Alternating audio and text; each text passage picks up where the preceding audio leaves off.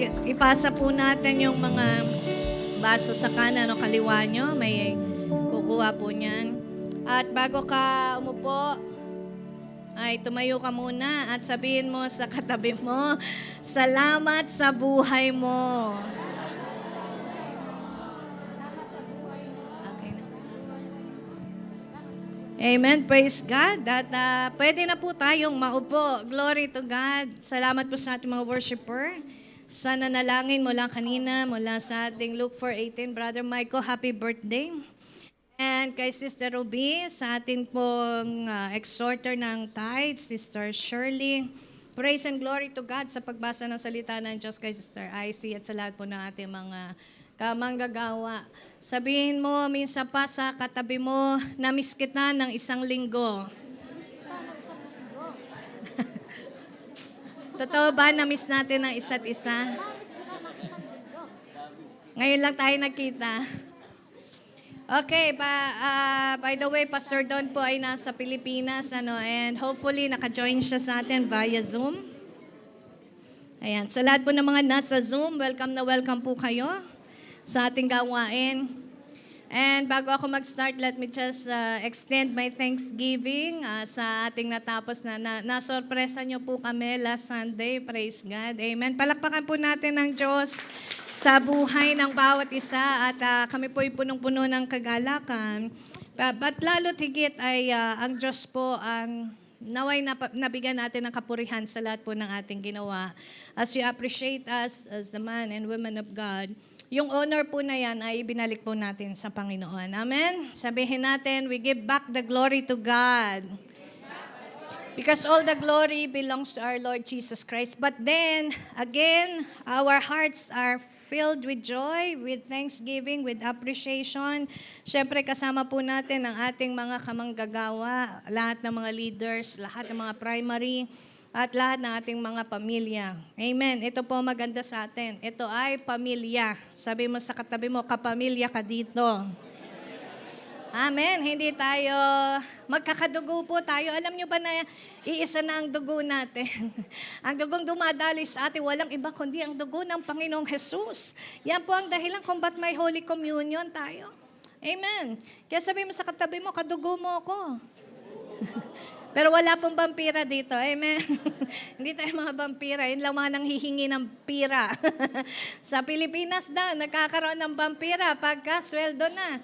May tatawag, kling, kling, kling. Sabi ni Bishop, meron ka vampira dyan? Okay, sabi mo sa katabi mo, wala na. Wala nang vampira. Praise the Lord. So sa loob po ng buwan ng October, ang bilis ng panahon. Naramdaman nyo ba? Parang isang araw, nagising ka, December 31, 2023. Kakasimula pa lang ng bagong taon, ngayon patapos na ang taon. Kaya nga, sabi mo sa katabi mo, ano nang naranasan mo? Amen. Marami na ba tayong naitala na mabubuting bagay? Hallelujah! Sino dito nagsusulat ng mabubuting bagay na ginagawa ng Diyos sa atin? Alam niyo po, pag gusto niyo dumami yung mga good things sa buhay niyo, sulat niyo po. Sulat niyo po. Kasi sa Bible, na-record, actually, kulang pa nga yung Bible para ma-record yung buong kabutihang nangyari. Kung yung Bible na-record, ilang kaya pwede mong ma-record? Amen? Sabi nung isa, wala pa pong nangyayari. Sabihin mo, meron na. Baka hindi mo lang nakikita. Amen. Baka sa kabila ka lang nakatingin, nandito pala yung maganda. Ay, nandito pala yung magaganda. Okay. May maganda din naman dito. Amen. So, kailangan lang itingnan natin saan tayo nakafocus. Kasi baka yung blessing nandyan na, pero nakafocus ka pa rin doon sa problema kaysa doon sa solusyon na dumating sa'yo. Amen. Sabi mo sa katabi mo, tingnan mo yung maganda. Yung maganda sa church, tingnan mo. Yung maganda sa buhay mo, yun ang tingnan mo. Amen. Yung magandang ginawa ng Diyos at yung inaasahan mo na gagawin ng Panginoon. Hindi mauubusan ang Diyos ng mabubuting bagay na gagawin sa'yo. Natatapos ang taon, pero ang pag-ibig, pagpapala ng Diyos hindi nauubos. Amen. Kaya nga mga ilang buwan na lang, Sabihin mo, magandang Pasko po. Pasko na naman. Praise the Lord. Kaya po pinag-aaralan natin sa loob ng buwan ng October ay harvest. Last time ay seed. Sino yung mga nagtanim? Siyempre, yung mga nagtanim may inaasahang harvest. Sabi ng I'm not sure if it is the best, kung saan ko ito narinig. Pag daw oras ng taniman, magtanim ka. Bakit po? Para pag oras ng anihan, hindi ka nakatunganga. Amen. Baka naman ang gusto mo, aani ka din, pero hindi ka naman nagtanim. Parang kapitbahay doon sa Pilipinas, sabi ako nagsaing, iba ang... Ganon ba yun? Yung kapitbahay, nahinging ulam. Sino ba yun yung... napanood ko sa Facebook, sabi niya, pag kumukuha daw siya ng kanin sa kanyang kapatid para hindi halata, kinukuha niya sa ibabaw. Para hindi halata, nababawasan yung kanin nila. Pero sabi mo sa katabi mo, kung may tinanim ka, sigurado may aanihin ka. Amen! Amen! Sino may aanihin, say praise the Lord. Sino naka-ready sa harvest, say hallelujah! Sino yung may malaking iha-harvest ngayong taon? Praise God, kulang sa palakpak yung mga may malaking iha-harvest. Alam niyo po, kailangan may excitement sa church. Kailangan dito, pumasok kang lulugo-lugo. Pag lumabas ka, kailangan punong-puno ka ng pag-asa. Amen. Tingnan mo yung katabi mo. Kanina, pangit yan. Ay, hindi kanina. Praise God. Walang pangit dito. Amen. Lahat tayo ay nilikha ng Diyos sa kanyang wangis at sa kanyang pagkakalikha sa atin. So pag po tayo ay nasa panambahan ng Diyos, ang inaasahan mo dito, hindi problema, solusyon. Amen. Pag tayo ay pumasok sa presensya ng Panginoon, huwag mong asahan na may kalungkutan. Nasa church ka na, nalulungkot ka pa din. Sabi mo sa katabi mo, liligaya ka dito. Hindi, malungkot talaga ako, sister. Bakit wala po akong pera? Ay, nakakalungkot nga yan. Sabi mo sa katabi mo, huwag kang malungkot. Kahit wala kang pera, pera lang ang nalulungkot. Nakita ko, may binigay silang kay Maxwell, yung... Dolyaris, nilagay nila yung mukha ni Max doon. Tama ba? Mukha nila. Anong mga disciple? Mukhang dalang. Ina-appreciate nila yung kanila leaders. So sa ating mga disciple, you can appreciate your leaders. Ano po yung ating mga primary 12, yung mga nagtitakers sa atin, ating mga life group. Amen. They are blessed forever. Church, we are not in this world because God has forgotten us here. Naalala ko po yung aking kapatid. Bakit baga yung ating mga magulang, pag tayo nag-aaral, pag ikay matanda, ipapasabay sa'yo yung bata. At pag uwian na, ipasusundo sa'yo. Ako po ay mas matanda doon sa kapatid ko. Halata naman. 4 na taon ba ang agwat namin? 7. Kala ko 4 lang eh. Mukhang 4 lang kasi. 7 years. So parang grade 1 siya. Tama ba yun? Anong grade ko? High school na ako noon? So yung nanay ko, sasabihin niya, isabay mo yung papasok at pag-uwi ka na, susunduin mo siya. Yun yung trabaho ko. Isang beses, ganadong-ganado akong pumasok, sinabay ko siya. Ganadong-ganado din po ako umuwi. Pagdating ko sa bahay, sabay yung nanay ko, nasa ng kapatid mo, ay, napanganga ako. Nakalimutan ko may kapatid pala ako. Gabi na po yung kasi ang bahay namin, sasakay pa kami ng jeep. Pag hindi kami sasakay ng jeep, magta-tricycle kami o maglalakad kami. Ay di gabi na, madilim na. Hindi ko na mabalikan sa school. At sa galit ng nanay ko, nakita niya nababa akong tricycle solo. Sabi niya, nasaan ang kapatid mo? Hindi mo sinundo ang kapatid mo na nahagip niya sa akin. Nanay, kung nanonood ka, totoo naman to, no? Kasi nanay ko minsan nakakonect sa Facebook. Kinuha niya yung payong sa galit niya sa akin. Hinampas niya sa akin. Hampas-hampas. Nasaan ang kapatid mo? Hindi mo sinundo. Kinalimutan mo. Ay, nakalimutan ko talaga. Kaya lang natawa ako. Alam niyo po ba't ako natawa? Naputol yung payong. Sabi ko, ay, Nay, naputol yung payong. Natawa pa ako. Pero masakit po. Ayan, nagkaano nga siya eh. Ayan, okay, Lloyd. Memory ko to nang dahil sa kanya. Praise God! At ako naman po, hindi ko pa naranasan na ako'y makalimutan sa mga ganyan. Kayo ba naranasan nyo nang makalimutan kayo na isama? Yung bang dapat kasama ka, ay nakalimutan kang isama o nakalimutan kang sunduin. So, hindi ko alam paano siya nakauwi. Siya nakakaalam nung istorya na yun. Siya yung nagkikwento sa akin. Kasi kinalimutan ko na yung memory na yun. And to tell you the truth, God has not forgotten us. But tayo nandito sa mundo, hindi naman tayo kinalimutan ng Diyos na hindi ka na isama sa langit. Amen. Sabi mo sa kanabi mo, hindi ka kinalimutan ni Lord.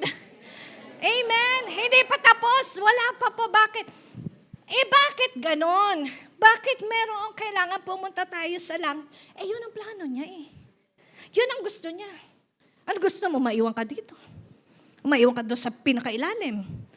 So, ang Diyos po, hindi ibig sabihin nandito tayo sa lupa, ay kinalimutan tayo kasi yung iba, ang tanong, mahal kaya talaga ako ng Diyos? Tanong mo yung katabi mo, mahal ka ba ni Lord? Anong sagot? Ano po sagot? Are you sure? Hindi ka sigurado? Amen. Sabi yung isa. Aba, pag alam mong mahal ka ni Lord, hindi na tinatanong yun. Talagang nakikita sa'yo ang ligaya. Amen. Sino dito mga in love? Meron kami pinag-pray kahapon. Sabi niya, anong pagpe-pray natin? Ay, hindi po ako makatulog Hindi rin po ako makakain. So, teka, inay, may tagyawat ka ba sa ilong? And praise God, hope nakatulog na si inay. Kung sa inay, praise God. So alam niyo po, pagka tayo po'y mahal ng Diyos at hindi ibig sabihin, hindi ka pa niya isinama sa langit, ay maiiwan ka dito. But God has set a time and a date for you to go there. Alam niyo ba yon? Sa mga previous araw-araw natin, kung kayo po'y nagde-devotion, gustong-gusto ng Diyos, makasama tayo lahat. Kaya nga lang, meron siyang isinet na oras. Bakit? Hindi pa ho lahat tumatanggap sa Diyos Hindi pa lahat nakukover nung kanyang solusyon. And the reason kung bakit nandito tayo, after tayong ma-born again, is for us to learn His Word, grow up in the things of the Spirit of God, and also bring a lot of people, of others, into the kingdom of the Lord. Sabihin mo, may gagawin pa pala tayo. Hindi ka lang uupo. Hindi lamang tayo tatayo. Magsitayo po tayong lahat. Magsiupo na po tayo lahat. Magsiuwian na po tayo. Hindi lang gano'n pag nasa church. Pag nasa church na nga, nabubuhay yung pangarap mo para sa Diyos. Amen. Tingnan mo yung katabi mo, nangangarap para sa Panginoon yan. Bakit ang Diyos una nangarap sa atin? Amen. Hindi ka lang nangangarap yumaman kasi mayaman ka na Ayaw mo lang aminin. Hindi ka lang nangangarap gumanda ang buhay mo, kapatid, nung tinanggap mo si Jesus Christ, yun na yung pinakasolusyon para gumanda ang buhay mo. Wala nang ibang magpapaganda niyan, si Jesus lang. Wala nang mga beauty products na pwedeng ilagay mo sa buhok mo, sa mukha mo para pumuti. Sabi ni Danessa, ate, nasan yung damit mong, yung anniversary natin? Kasi nangungutim na, papuputiin doon niya. Okay? Kung pwede lang ibabad yung mga kulay natin sa Clorox. Pero hindi ho yun ang tunay na beauty. Amen. We are not in this world to suffer. Nung wala pa po ako sa Panginoon, hindi ko to naiintindihan. Ang tingin ko sa buhay ko, napakasakit.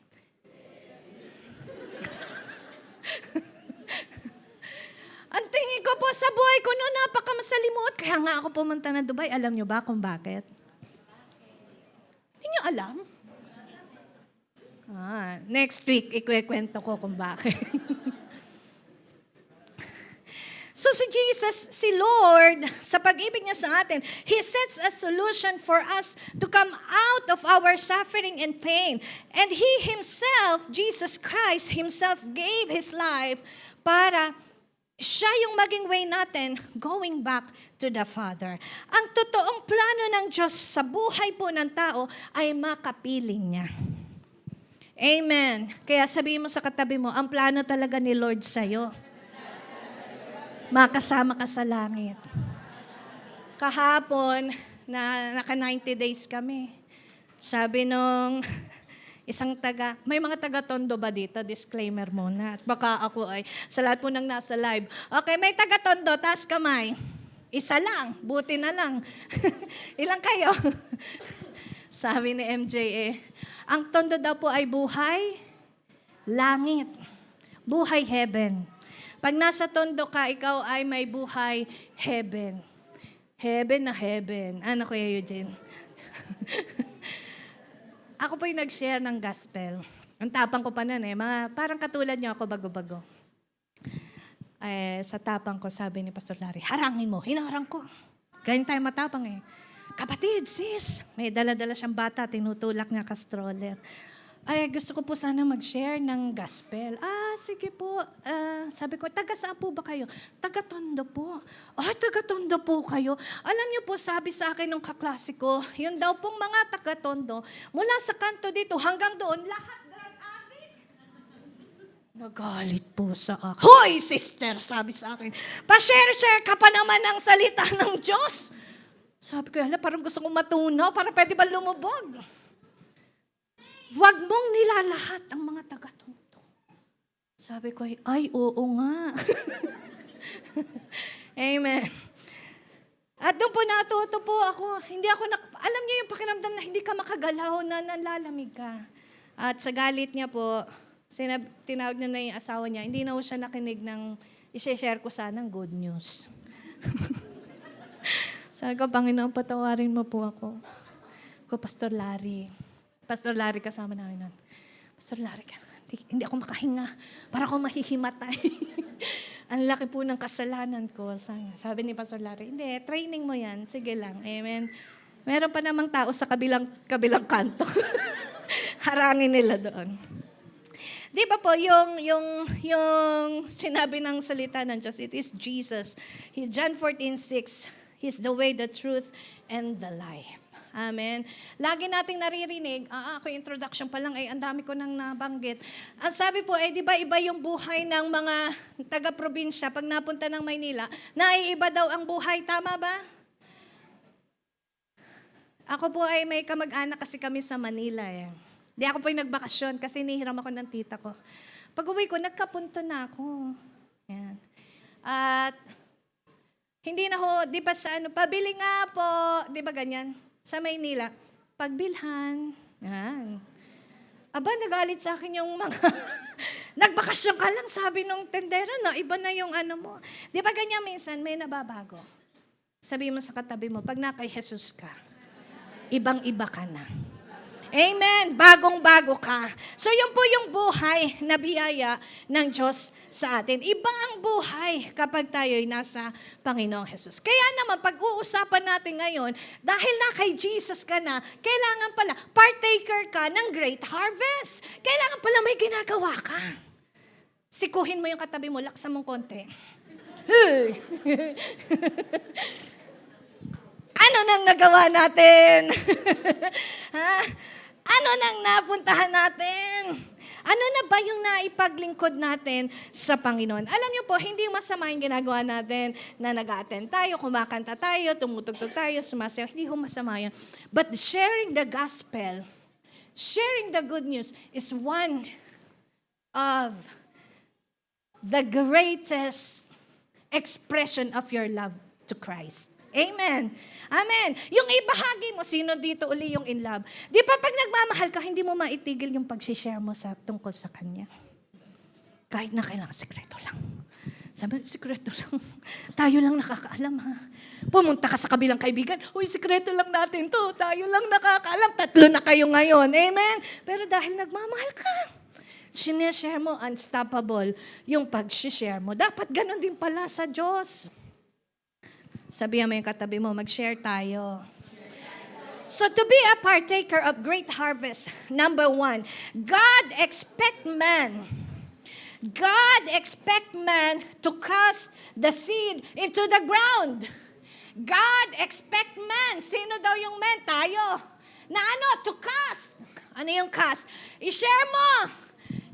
Itanim mo. Alin? Yung seed, yung word into the ground. Saan? Sa puso ng tao. Mark 4, verse 26. Basahin po natin. Ano ang sabi ng verse?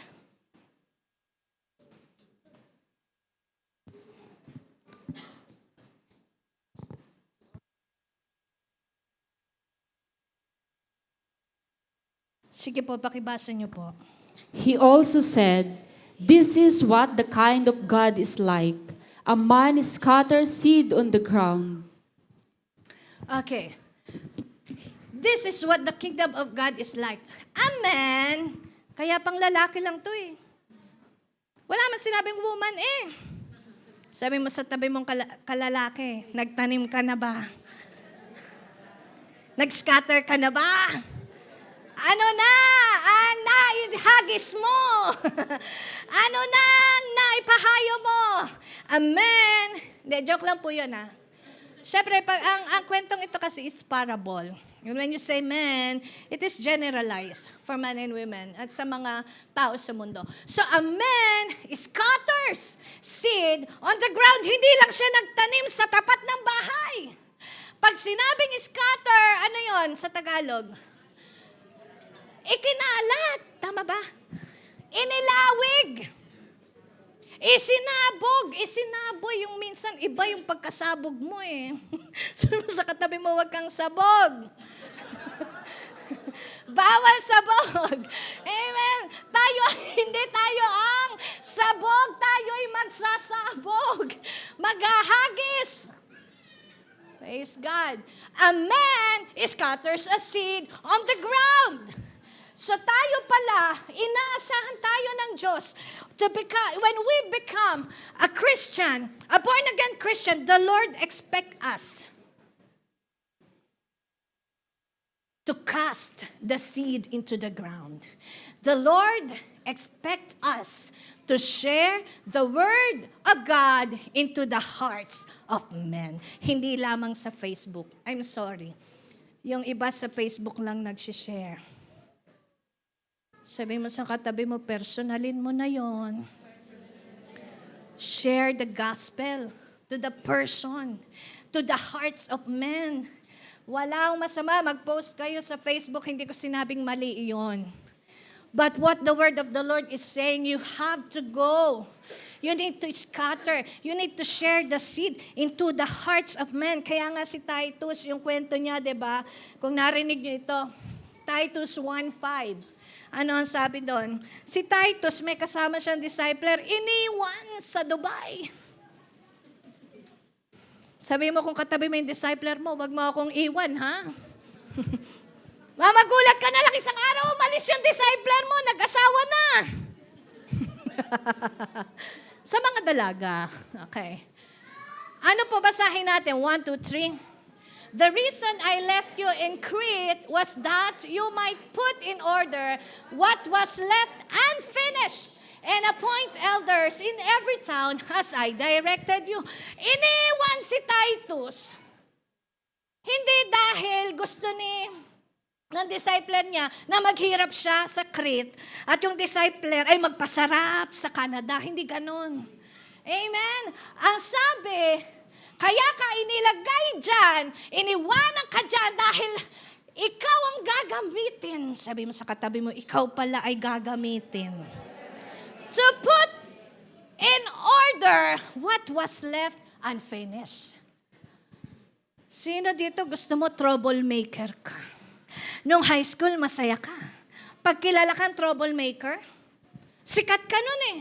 Yung mga ganggang niyan, Yung mga, ano yun, fraternity, sorority, lahat ng mga patiti. Pero hindi ho yun ang gusto ng Panginoon. Ang gusto niya, you might put in order. Ikaw ay sergeant at arms.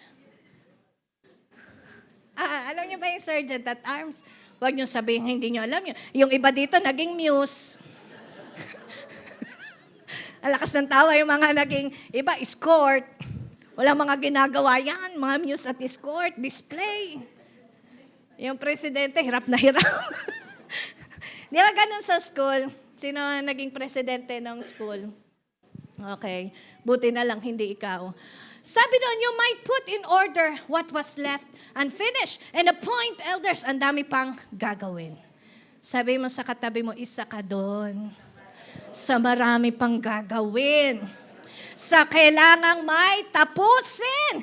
Bakit may unfinished task eh? Amen? John 15:16 to 17. John 15:16 to 17. Basahin natin. 1, 2, 3. You did not choose me. Choose you and appointed you so that you might go and bear fruit, fruit that will last, and so that whatever you ask in my name, the Father will give you. This is my command. Love each other. Amen. Kaya sabihin mo sa katabi mo, I love you. Yung iba, ang gusto lang, dito lang, o hanggang dulo lang sila. Lord, ang gusto ko lang, whatever I ask in your name, whatever you ask in your name, ibibigay mo hanggang dun lang. Ayaw nung yung nauna, ang sabi ng Lord, bago ibigay sa'yo yung hinihingi mo sa pangalan niya, sabi niya, pinili muna kita, hindi mo ako pinili. Ako pumili sa'yo para ikaw ay mamunga.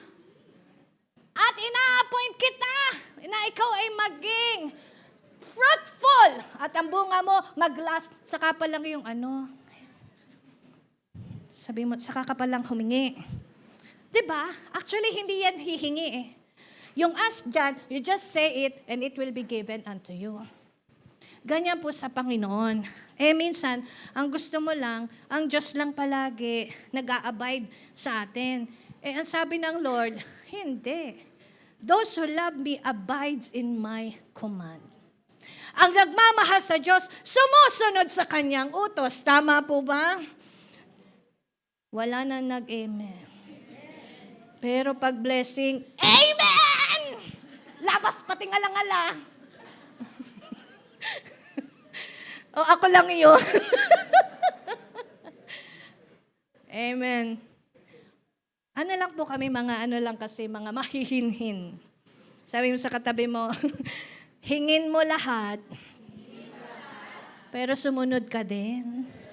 Ayan, susunod din po tayo. Alam niyo, yung mga bata, kapag kayan, hindi sumusunod, ang hirap mong ibigay ang gusto. Pero pag ang bata, hindi ka pa nag-uutos, ginagawa na, abay, parang may gusto to ah. Diba? Binibigay mo pa lahat. Matthew 28,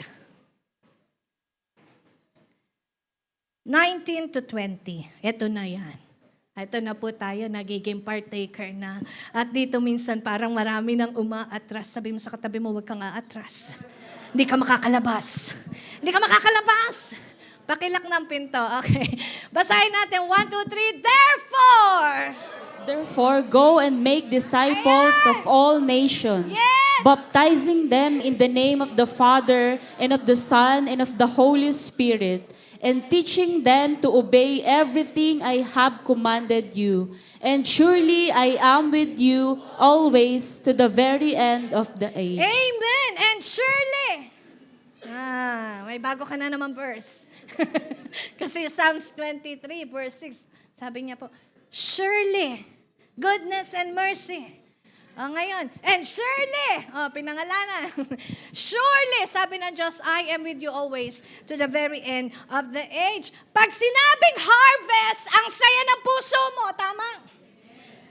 May inaasahan ka. Ano kaya yung makukuha ko? Sino dito nasali sa mga raffle? Minsan di ako nanalo dyan.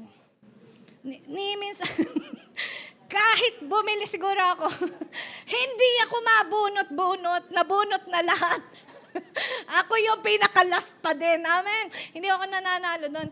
Pero di ba pagka ikaw may inaasahan kang hahakutin, nakikita mo may harvest Ang harvest sa yung meron kang, tingin natin sa harvest, meron kang igagather. Tama ba? May igagather. Tanong mo yung katabi mo, ano na nag-gather mo sa kwarto mo? Baka puro kalat. Nag-gather na, ang dami ko na nag-gather. Nag-gather. So that is harvest. Pero dito po sa verse na pinag-aaralan natin, the harvest that the Lord is pertaining it is not about the blessing. Alam niyo kung bakit? Blessed ka na Pag ang taong blessed, hindi na naghahanap ng blessing yan. Totoo po yun. Pag marami kang pera, hindi mo hanapin pera. Dami ka nun Pag 10 ang sasakyan mo, hindi ka na maghahanap ng marami pang sasakyan unless yun ang negosyo mo. Ibig sabihin, pag meron ka na at blessed ka na, sa mga tao lang na may kakontentuhan na, pero pag wala kang contentment, then you're always looking for something. Kaya lang, minsan, pagka sinabi nating harvest, ito pong harvest na ito is not the harvest of things of this world, but the harvest of people. Sabi sa katabi mo, tao pala. Harvest of people. Gathering of the believers. Marami pa po kasing hindi nakakakilala sa Diyos. Bakit kailangan makakilala nila kay Jesus? Natanong nyo ba? So Matthew 28 verse 19 to 20 is not a suggestion sa lahat ng Kristiyano. Hindi ho yan suggestion ni Jesus. Oy, mga Kristiyanong tumanggap sa akin ito ang suggestion ko sa inyo. You go. Hindi po yan suggestion. Sabi sa katabi mo, hindi pala suggestion. What is this? This is a command. Tapos sabi mo, Lord, I love you, Lord. This is your command. Lord, I love you. Nahina na, this is the command. Naubos na. Konti na lang. Sabi mo sa katabi mo, command pala yun. Kaya ang sabi, ang tawag po dito, greatest commission. Kapag ang isang tao nakakilala sa Diyos, tinanggap niya yung bagong espiritu ng Panginoon, nagkakaroon siya ng great desire to share the goodness of God. Sabi mo sa katabi mo, anong desire mo ngayon? Sharing the gospel is a great evidence of our love for Jesus. It is an expression of our faith to God. Expression yan ng pananampalataya mo sa Diyos pag isineshare mo siya.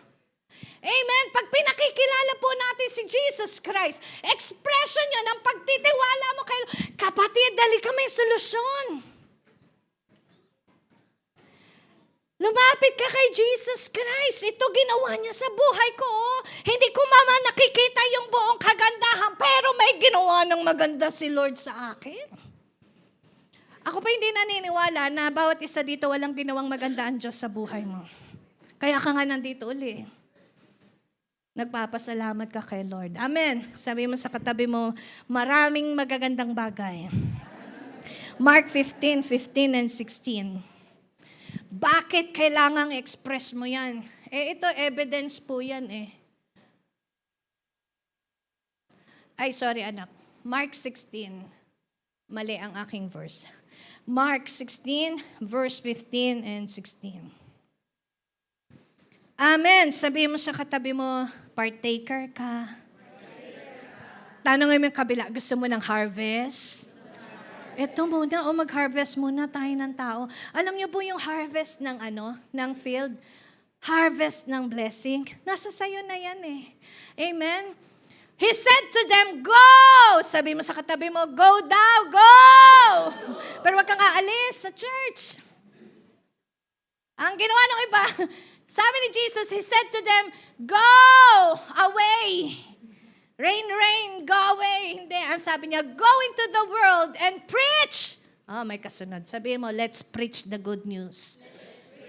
preach the good news to all creation. Why? Because whoever believes and is baptized will be saved, but whoever does not believe will be condemned. Mahalaga pong i-share si Jesus kasi pag hindi sila naniwala kay Jesus, they will be condemned. Tayo, okay na tayo eh. Amen? Sigurado na tayo eh.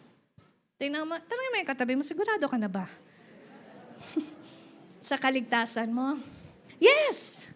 Because it's not about what we do, it's about what Jesus Christ has done. Amen? So sharing the gospel is a great evidence. Romans 10:14 to 15. Romans 10:15 to 14. Basahin natin. Anong sabi doon? And kung makikita nyo po dun sa ating mga previous devotional sa Rhapsody of Reality, di ba? Ang gaganda, God has a perfect timing for everyone. 1, 2, 3, let's read it. How then can they call on the one they have not believed in? And how can they believe in one whom they have not heard? And how can they hear without someone preaching to them? And how can anyone preach unless they are sent? As it is written, how beautiful are the feet of those who bring good news. Amen. So the harvest is not just the harvest of blessing in this world, but this harvest refers to the harvest of men. Babalik po ako sa una kong sinabi. Hindi dahil nasa mundo tayo, ay pang dito na lang tayo. Meron pong isinet na time ang Diyos to take us away out from this world. Amen. At ang gusto ng Diyos, makasama po lahat ng tao. In John 3:16, for God so loved the world that He gave His only Son, only to Eugene and Mabik, hindi His Son to all. He gave His Son so that whoever believes in Him will not perish but have an everlasting life. At yan po ang gusto ng Diyos sa atin. Bakit ba hindi na lang siya maghimala? Na lahat tayo mapunta na lang sa langit. Gusto niyo ba yung ganon? Darating po yan in the rapture. Amen? Pero bakit? Ang Diyos po una, alam niya kung anong solusyon niyang gagawin. Nang ang tao'y sinilang sa mundong ito, laking tuwa,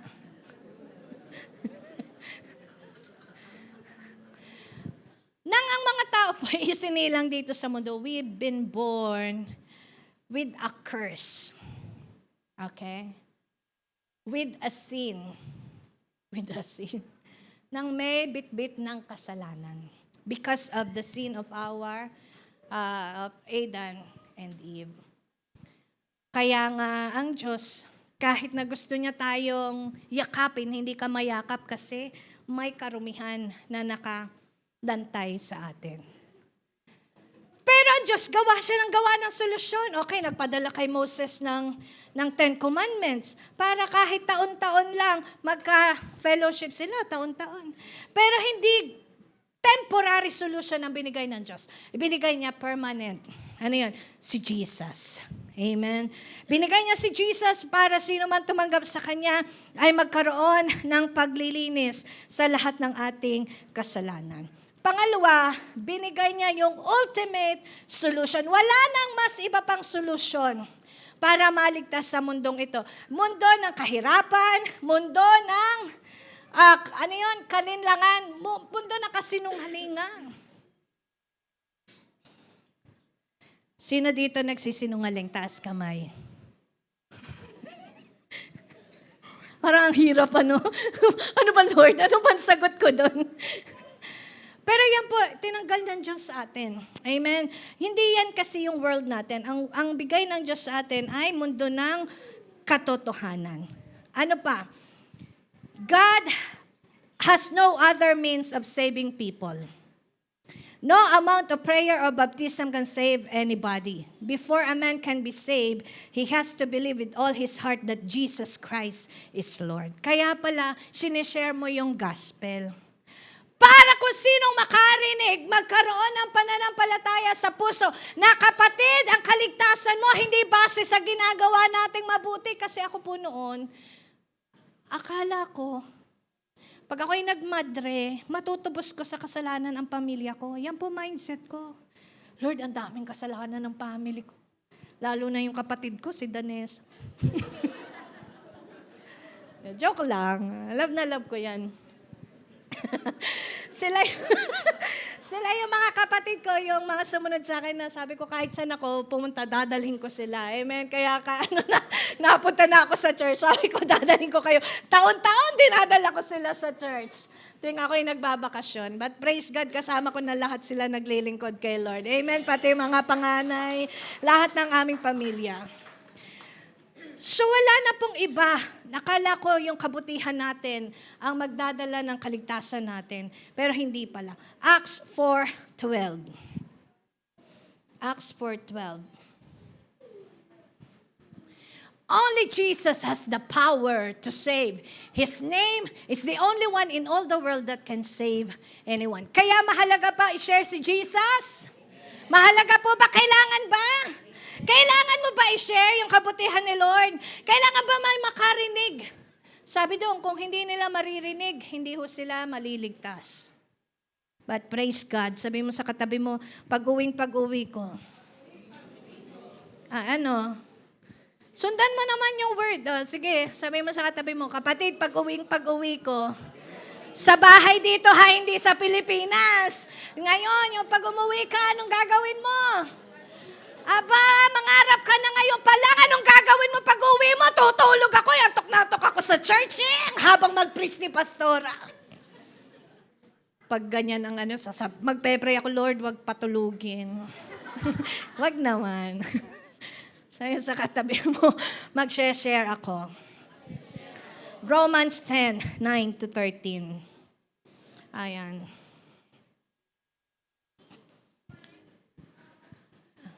Basahin niyo na lang sa bahay.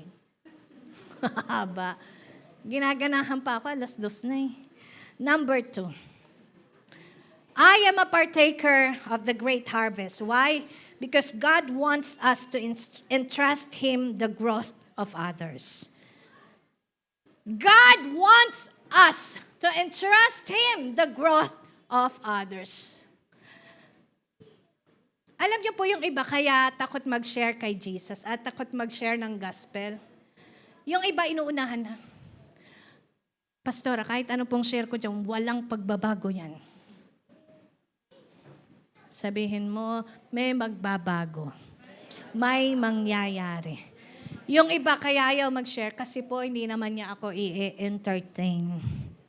Alam niyo po sa Diyos, hindi niya tinitingnan kung ire-reject ka o hindi ka ire-reject ng tao. Ang pinagagawa niya sa'yo, mag-scatter ka ng seed. Sabi mo sa katabi mo, mag-share tayo ng seed. Hindi mo na problema. At hindi mo na isipin kung may mangyayari sa buhay niya. Dahil sigurado pagkasalita ng Diyos na itanim sa puso ng tao, sigurado, surely may mangyayari. Amen. Huwag ka nang mag-isip kung may mangyayari o wala. Isipin mo, may mangyayari. Sabi mo sa katabi mo, may mangyayari. Sa mga oras nito, habang naririnig mo yung Word of God, may nangyayari sa puso mo. Amen. May nade-develop na pananampalataya sa'yo. Huwag mong sabihin, wala, pauuwiin na kita. Kasi hindi ko salita yun. Salita po ng Diyos yan. Isaiah 55, verse 10-11. Isaiah 55, verse 10-11. Basahin natin, 1, 2, 3. As the rain and the snow came down from heaven, and do not return to it without watering the earth and making it bud and flourish, so that it yields seed for the sower and bread for the eater, so is my word that goes out from my mouth. It will not return to me empty, but, ang ganda nito, accomplish what desire and achieve the purpose for which I sent it. Hindi ikaw. Ang Diyos, pag nag-send siya ng salita sa puso ng isang tao, i-accomplish niya yon kung bakit niya yon ipinarinig sa taong yon. Pero paano nila maririnig kung walang mag-share? Sabi mo sa katabi mo, huwag kang pabulong-bulong. Mag-share tayo. Amen. Amen. Mahalaga po na nag-share para magkaroon ng harvest. Mark 4:27 to 28. Mark 4:27 to 28. Basahin natin. Sabi dito, yung farmer nagtanim. Tama po ba? Nag-scatter siya ng seed. Sa pag-scatter niya ng seed, anong ginawa niya? Binantayan niya? Nung itinanim, inihagis, inisa-isa ba niya saan ba napunta yung naitanim kaya? Anong ginawa niya? Umuwi yung farmer. Hindi niya binantayan overnight yung kanyang itinanim. Anong ginawa niya? Night and day. Whether he sleeps or gets up, ano nangyari sa seed? The seed sprouts and grow. Hindi nag-grow ang seed dahil binantayan ng farmer. Hope you get it. I'll tell you what I'm supposed to say.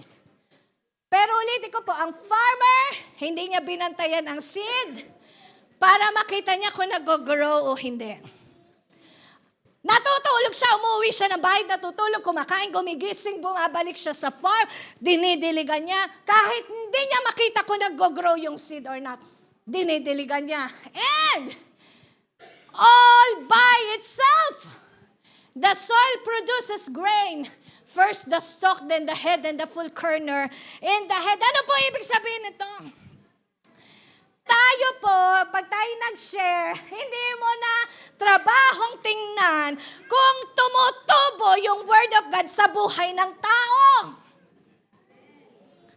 Ang farmer, kapag ka nagtanim, hindi siya mananatili doon sa lugar. At hindi niya sasabihin, after casting the seed, hindi niya babantayan yun at sasabihin na ako ang nagpatubo sa seed na ito.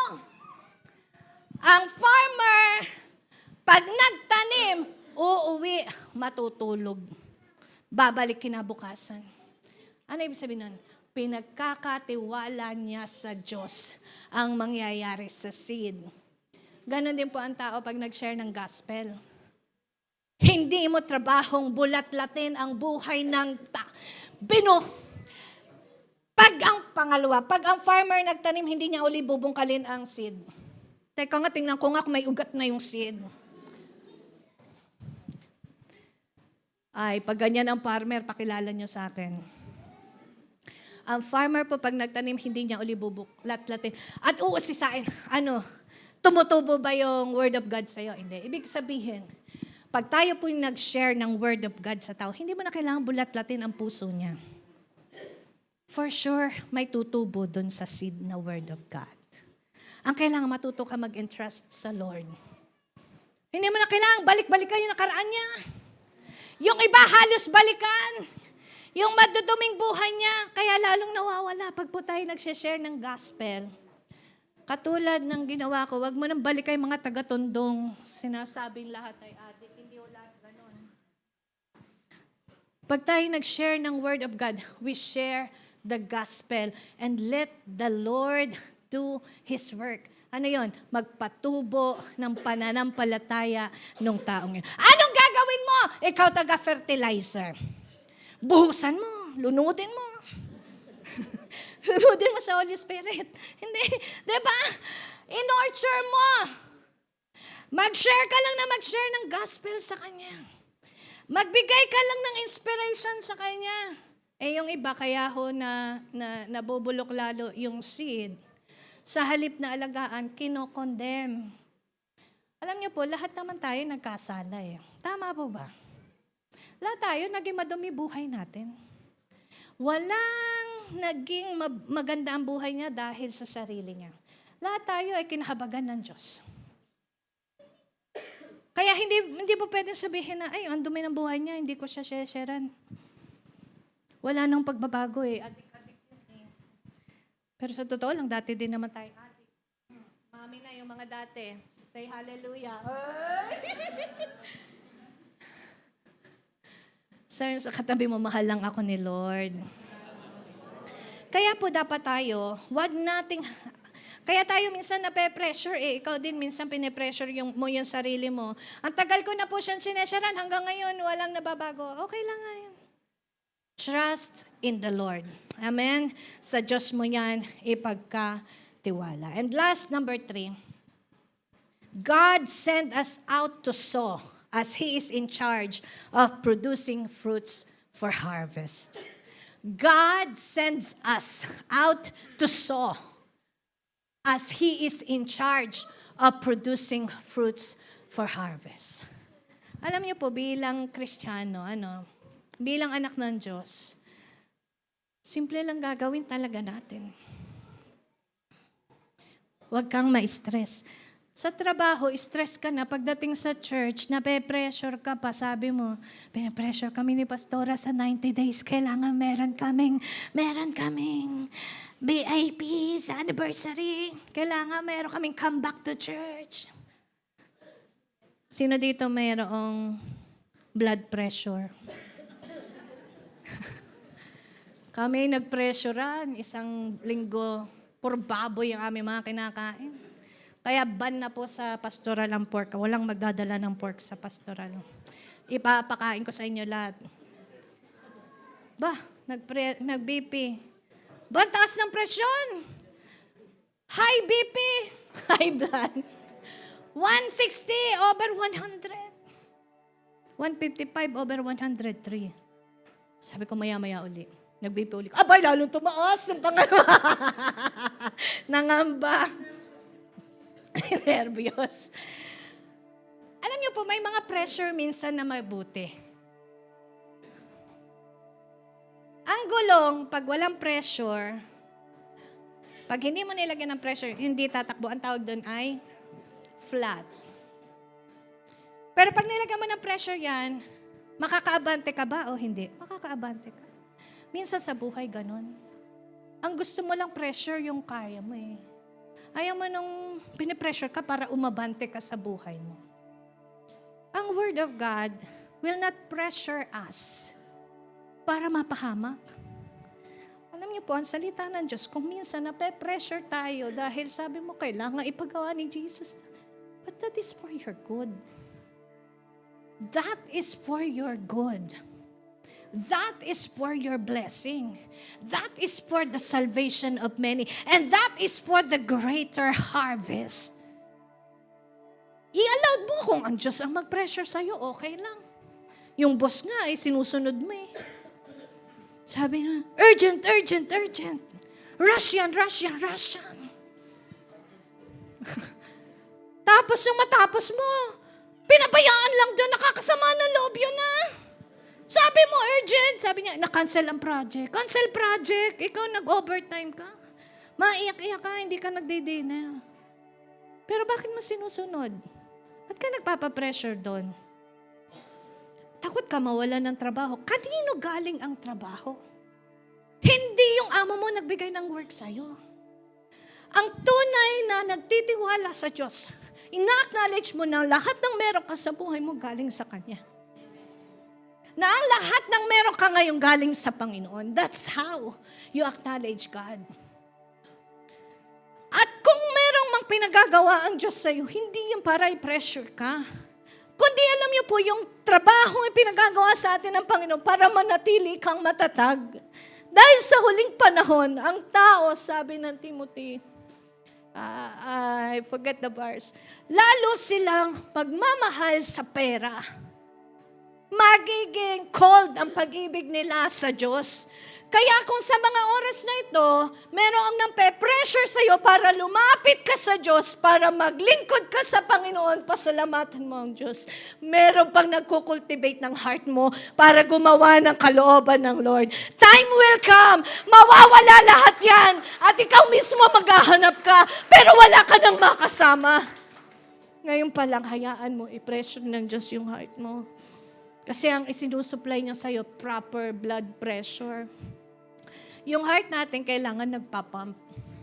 Kailangan ng pressure yan.